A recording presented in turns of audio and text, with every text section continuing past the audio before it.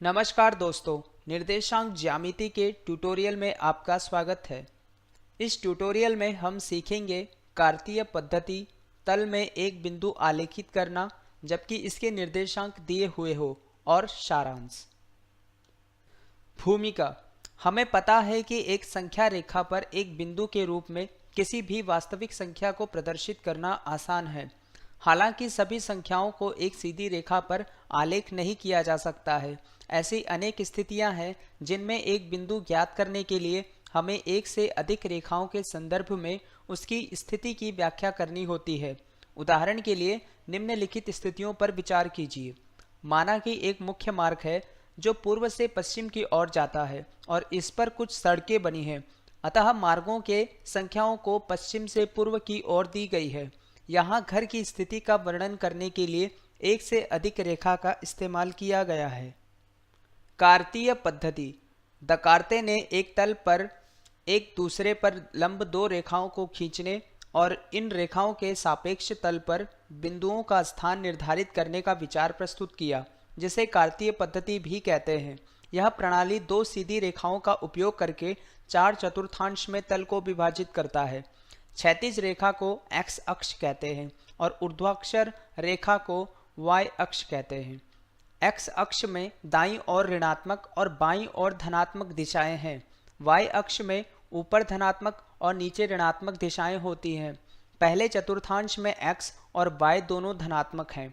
दूसरे चतुर्थांश में एक्स ऋणात्मक और वाई धनात्मक है। तीसरे चतुर्थांश में एक्स और वाई दोनों ऋणात्मक चतुर्थांश है और चौथे चतुर्थांश में एक्स धनात्मक और वाई ऋणात्मक है। तल में एक बिंदु आलेखित करना जबकि इसके निर्देशांक दिए हुए हो। मानिए हम 4 और 3 बिंदु को कार्तीय निर्देशांक प्रणाली में आलेख करते हैं। पहले 4 को एक्स अक्ष और 3 को वाई अक्ष पर आलेख करेंगे। उसके बाद हम दो समांतर बिंदु खींचेंगे। 3 और 4 वे बिंदु हैं जहां दो समांतर बिंदुएं मिलती हैं।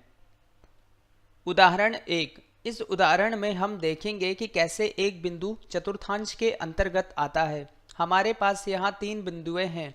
पहला बिंदु 2 ऋण 3 दिया है। इसमें पहली संख्या धनात्मक है और दूसरी संख्या ऋणात्मक है, अतः यह चौथे चतुर्थांश में है। दूसरा बिंदु ऋण 3 ऋण 4 है। इसमें दोनों संख्याएं ऋणात्मक है, अतः यह तीसरे चतुर्थांश में है।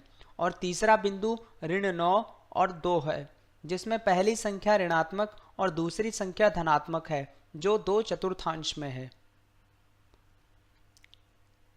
उदाहरण 2। इस उदाहरण में हम देखेंगे कि कैसे विभिन्न बिंदुओं को एक ग्राफ पर निर्धारित करते हैं।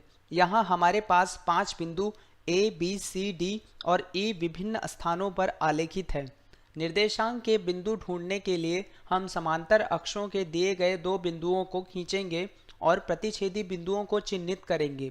उदाहरण के लिए अगर हम लंबवत E से X अक्ष तक खींचे तो प्रतिच्छेद 2 पर होगा, और अगर लंबवत E से Y अक्ष तक खींचे तो प्रतिच्छेद ऋण 4 पर होगा।